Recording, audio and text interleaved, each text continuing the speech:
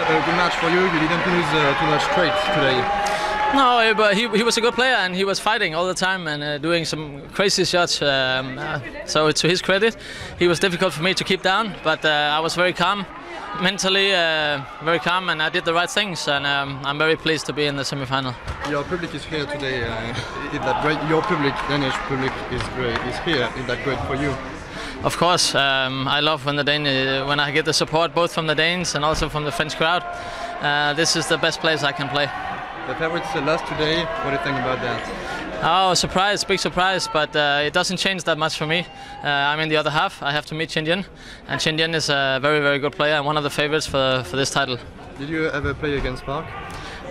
Against Park? Your future opponents. Chen Jin or Park? I'm meeting Chen Jin tomorrow. Yeah, okay.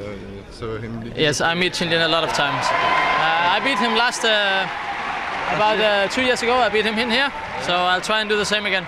Okay, thank you.